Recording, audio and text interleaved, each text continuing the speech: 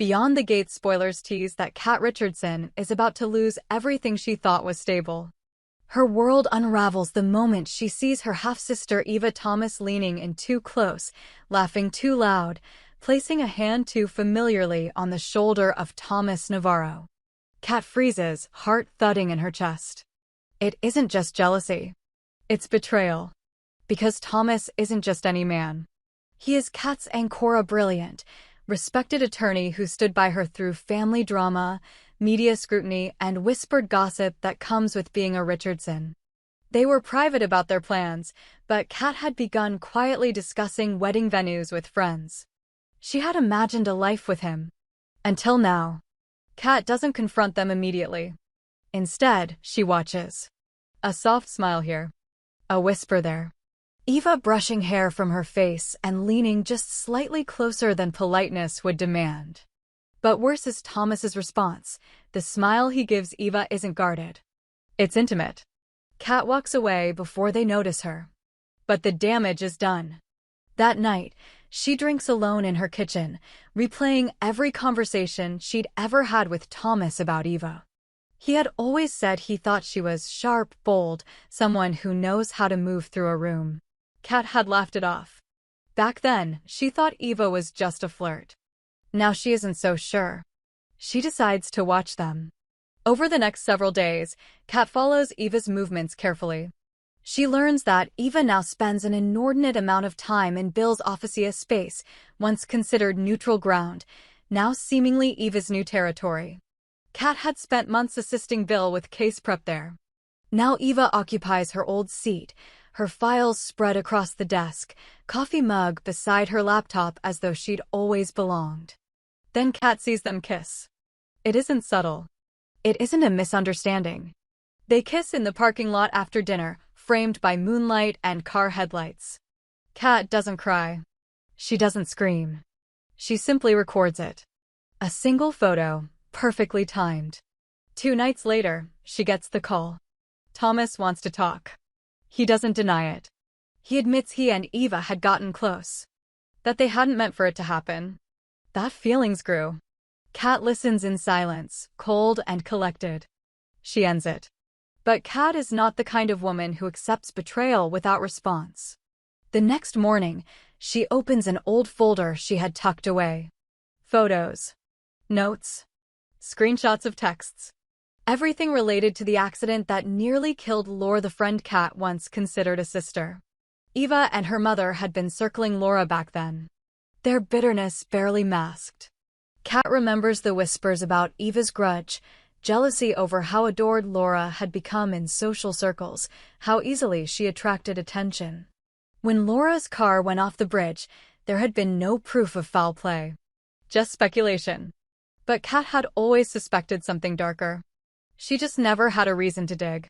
Now she does. She calls Laura. The two haven't spoken properly in months.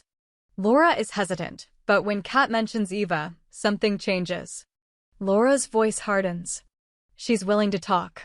Over coffee, they trade memories. Laura reveals she had seen Eva near her car that day. Had even confronted her at the benefit gala the night before.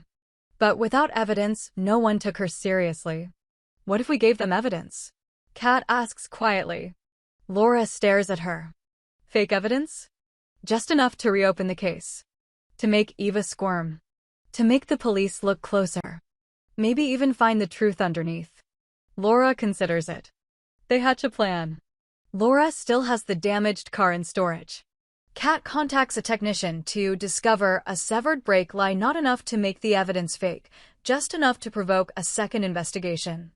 She also collects texts between Eva and her mother, saved from Laura's old phone. One message stands out.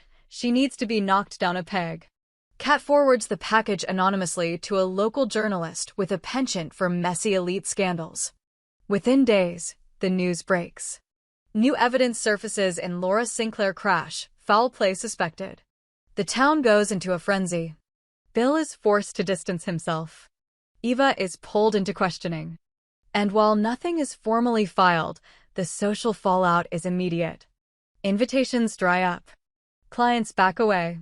Thomas avoids public appearances. Kat watches it all unfold with calm satisfaction. Eva tries to reach out, of course. Leaves a voicemail. I didn't mean for any of this to happen. Please, Kat. You don't understand. Kat deletes the message. Because she does understand. All too well. And this time, Eva picked the wrong woman to play against. There are still more cards to play. But Kat knows how to wait. The slow kind of revenge is always the most delicious. Especially when the one who betrayed you is still waiting for the world to forgive her. It won't. Not this time. Kat watched as the cracks spread across Eva's carefully curated image. The media storm refused to settle.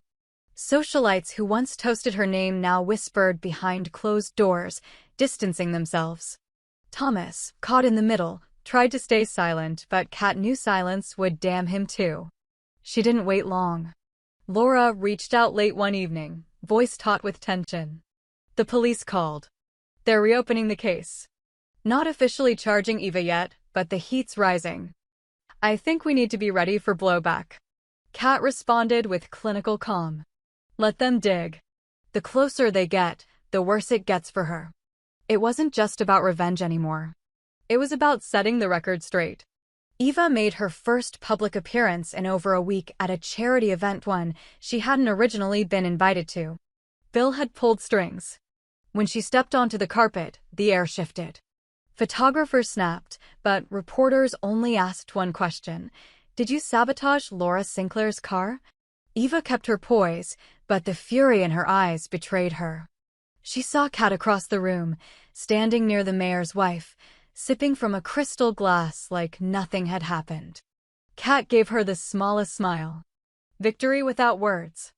But Eva wasn't finished. The following day, Thomas showed up at Kat's door. She didn't answer. He left a letter instead. Apologies. Regrets. A confession that he'd been manipulated by Eva. That the relationship wasn't what it seemed. Kat read it once. Then fed it to the fireplace. She turned her attention to something far more interesting in an signed envelope left in her office mailbox. Inside were photographs. Old ones. Eva and her mother at a storage unit. Dates scribbled on the back. One of them matched the day Laura's car was tampered with. Kat met Laura that night and laid the photos on the table. This is enough to force an arrest. It won't hold in court alone, but it starts the clock. Laura nodded. Let's do it. Kat submitted the package through a legal contact. Within 48 hours, Eva was detained for questioning. She denied everything, of course. Claimed she and her mother were cleaning out old property. Claimed coincidence. But the police weren't convinced. Bill refused to intervene. The political cost was too high. In desperation, Eva tried reaching Thomas. This time, he didn't answer. Kat had made sure he saw the photos too. It wasn't long before Eva's mother issued a formal statement distancing herself from the incident. Claimed she had no knowledge of anything related to Laura's accident. It was every woman for herself. Under pressure, Eva cracked. She requested a private meeting with the DA. What she offered shocked everyone. Names. Details. Financial records. According to her, Bill had been laundering money through his political fund. Thomas had looked the other way on more than one occasion. She offered to trade everything for immunity. When Kat heard the news, she laughed. Eva wasn't just self-destructing, she was detonating the entire tower. The fallout was immediate. Bill was forced to step down pending investigation. Thomas was questioned about failing to report suspicious financial activity. And Eva, ever the opportunist, began her PR recovery tour, apologizing, spinning, rewriting the narrative. Kat didn't stop her. Not yet. Because she had one final play. She met with a publisher. Turned over every detail. Her story. Laura's story. The betrayal, the crash, the affair, the aftermath. She didn't name names directly. But everyone reading would know exactly who she meant. The memoir hit shelves 6 months later. Bestseller. Public opinion shifted once more. Not just toward sympathy for Kat and Laura, but outrage toward those who had played with lives for ambition. Eva's book deal fell apart. Her brand endorsements vanished. And Thomas? He moved away. quietly, without fanfare, alone. Kat stood in the window of her apartment the night she received her first royalty check, looking out over the city lights. She didn't feel triumphant. She felt clean. She had cut out the rot. Eva would resurface somewhere. Women like her always did. But never again with Kat in her shadow. Laura joined her for dinner that evening. "You think it's really over?" Laura asked. Kat considered it. "For now. But next time Eva makes a move, the world will already know who she is." They toasted to survival. And this time, Kat didn't just survive. She won. Eva Thomas disappeared again, but this time it wasn't calculated. It wasn't planned or polished or dressed in charm. She vanished like a collapsing star, scattered and silent, fleeing the ruins she once thought she controlled. After the memoir released, after the investigations took hold, and the final interviews aired, Eva had nothing left to lean on. Her name had become synonymous with ambition turned toxic. Even those who used to fear her now pitied her. Kat Richardson didn't care where she went.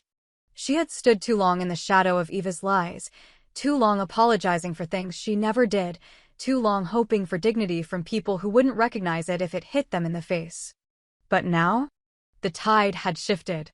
Kat wasn't just surviving the damage anymore. She had outlived it. Her book, Glass Sister, sat on shelves in bookstores from Boston to San Diego. Readers called her brave. Reviews praised her voice, her candor, her refusal to frame herself as a victim. She told the truth as it was, messy, infuriating, incomplete. And, because of that, it resonated. But Kat knew something most of her readers didn't. There was still one final thread dangling. She received an anonymous email one morning. The message was short. No greeting. No sign-off. Eva kept a backup. Photos. Documents. Audio. Something about Bill. Stored in a safe in her old apartment, under the floorboards. Unit 5C. Do what you want with it. Kat stared at the message for a long time. She didn't reply. But that night, she drove to the building on Birchwell where Eva once lived. The landlord remembered her. Eva left without notice, he said. Didn't even take the lease buyout. Left a mess behind. Kat made her way to 5C. The room had been stripped down, barren and stale, but she found the floorboard quickly. Loose. Slightly lifted near the edge of the closet. Inside, a fireproof box. She cracked it open using an old lockpick set her cousin taught her how to use years ago. Inside, the contents weren't neatly organized. They were hurriedly thrown in clippings, flash drives, photos. A USB stick labeled Redacted, Final Copy.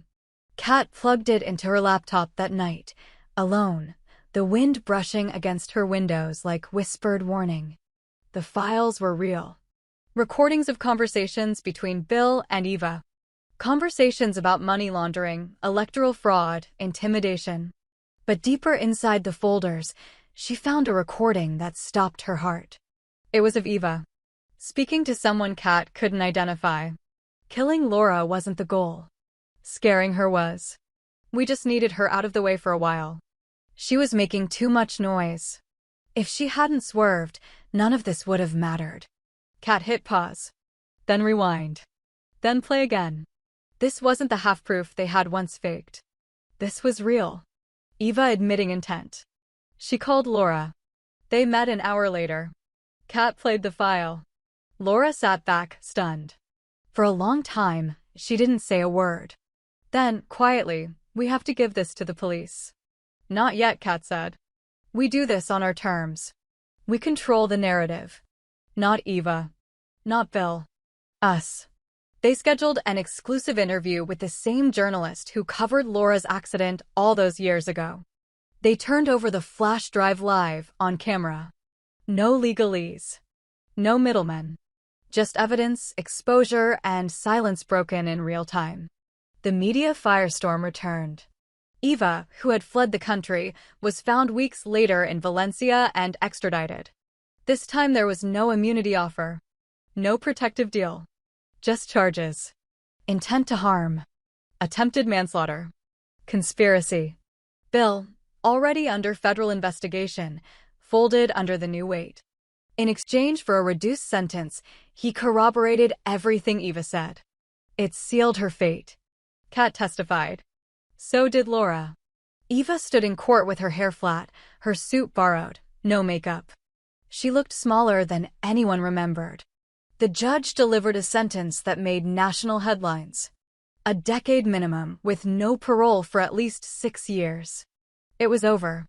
Kat returned home that night to find a handwritten note slid under her door. It was from Thomas. You were right about everything. I should have never doubted you. I still think about you. I still hope you're okay. She read it once. Then again. And then she burned it. Because forgiveness was never the point.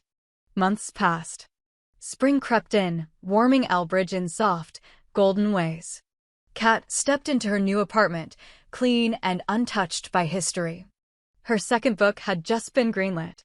This time, it wasn't about pain. It was about reinvention. She walked through the park with Laura one morning, their coffees steaming in the crisp air. Children played on the grass nearby. A dog barked. Somewhere far from this piece, Eva was staring at concrete walls, learning what it meant to be forgotten. You think she ever loved anyone? Laura asked. Kat considered. Only herself. But even that didn't last. They didn't talk about her again. Instead, they built something Bet-Era Foundation, a scholarship fund in Kenny and Laura's names. A podcast where they interviewed survivors of political manipulation, betrayal, and scandal. Kat found her voice not just in writing, but in giving others a platform. She wasn't a headline anymore. She was the one writing them. Eva's sentencing didn't fix everything. It didn't return lost time. But it gave the story an ending. And that, for Kat, was enough. Not because it was over, but because she had decided what the last page would say.